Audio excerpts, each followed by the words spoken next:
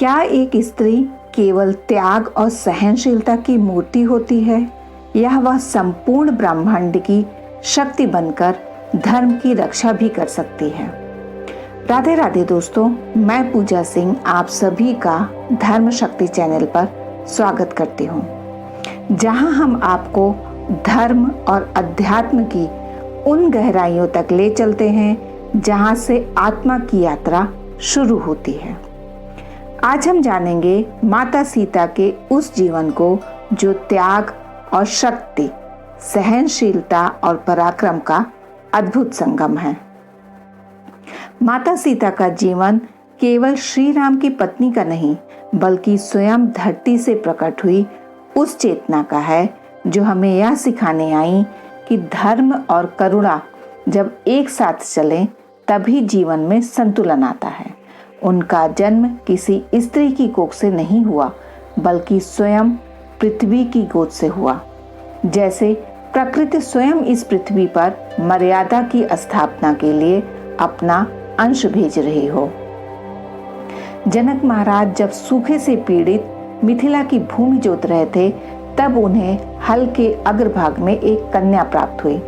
वह कोई साधारण कन्या नहीं थी, वह थी जगत जननी लक्ष्मी स्वरूपा माता सीता। उन्होंने उसे न केवल पुत्री मानकर पाला, बल्कि उसे जीवन का आधार बनाया।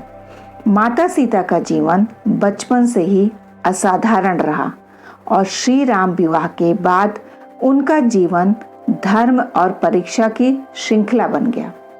परंतु उन्होंने कभी शिकायत नहीं की, कभी अपने स्त्रीत्व को दुर्बलता में नहीं बदला।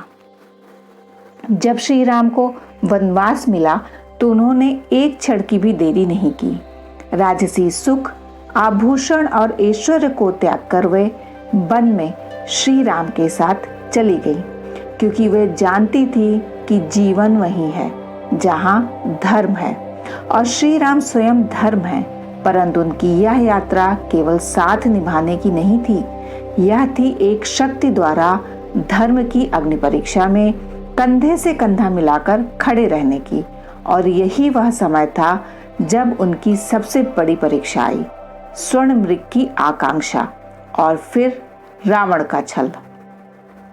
माता सीता का स्वर्ण मृग की ओर आकर्षित होना केवल एक स्त्री की इच्छा नहीं थी, वह एक प्रतीक था, यह दिखाने का कि किस प्रकार भौतिक आकर्षण हमें हमारे ईश्वर से दूर कर देता है।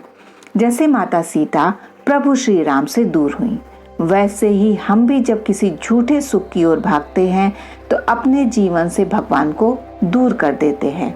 लेकिन लंका की आग में तप कर माता सीता ने दिखा दिया कि वह स्त्री जिसे कैद किया गया वह अपने धर्म से नहीं डिगी। उन्होंने रावण के वैभव, भय और धमकियों को अस्वीकार करते हुए अपने आत्मबल से यह सिद्ध किया कि स्त्री की सबसे बड़ी शक्ति उसकी मर्यादा है। लंका में उन्होंने जिस संयम और शुचिता से स्वयं को रखा, वह आज की हर स्त्री के लिए एक प्रेरणा है। उन्होंने वहां एक असुर को भी दंड नहीं दिया। सुपर्णखा, जयंत, रावण के सेवक, किसी को उन्होंने शाप नहीं दिया, क्योंकि वे जानती थीं शक्ति केवल विनाश में नहीं, क्षमा में भी होती है। और यह करुणा ही थी जिसने उन्हें माता सीता नहीं, जगत जननी सीता बना दिया। रावण वध के बाद जब श्री राम ने उन्हें अग्नि परीक्षा के लिए कहा, तो यह केवल माता सीता की परीक्षा नहीं थी, यह समूचे समाज की परीक्षा थी। क्या हम एक स्त्री की शुद्धता को उसके त्याग और निष्ठा से पहचानते हैं, या केवल बाहरी प्रमाण से?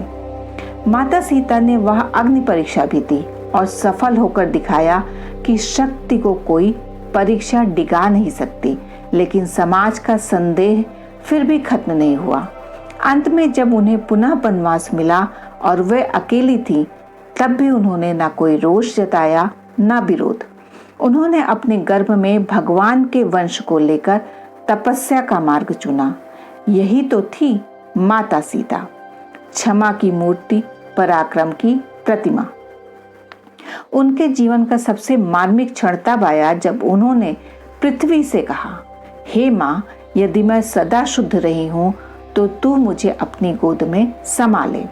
और धरती फट गई, माता सीता उसमें समा गई। यह केवल एक स्त्री का अंत नहीं था, यह थी धर्म की करुणा का विलय। माता सीता गई, परंतु अपने पीछे एक चरित्र छोड़ गई जो आज भी आदर्श है। सीता नवमी केवल एक पर्व नहीं दोस्तों, बल्कि एक स्मृति है कि जब तक हमारे भीतर माता सीता जैसा त्याग, संयम, करुणा और धर्म के प्रति अडिगता नहीं होगी, तब तक हम केवल श्री राम का नाम लेंगे, उनका भाव नहीं समझ पाएंगे। सीता माता हमें सिखाती हैं कि ईश्वर तक पहुंचने के लिए उनके साथ चलना नहीं, उनकी शक्ति को समझना आवश्यक है। और यही शक्ति है माता सीता। अगर आपको माता सीता की यह दिव्य गाथा प्रेरणादायक लगी तो इसे अपने परिवार और मित्रों तक जरूर पहुंचाएं। धर्म शक्ति के इस प्रयास को समर्थन देने के लिए वीडियो को लाइक करें, कमेंट में जय जनक नंदिनी लिखें और हमारे चैनल को सब्सक्राइब करना ना भूलें। हम फिर लौटेंगे एक और दिव्य कथा के साथ। तब तक याद रखें, धर्म ही शक्ति है और शक्ति ही धर्म का आधार है। राधे राधे दोस्तों।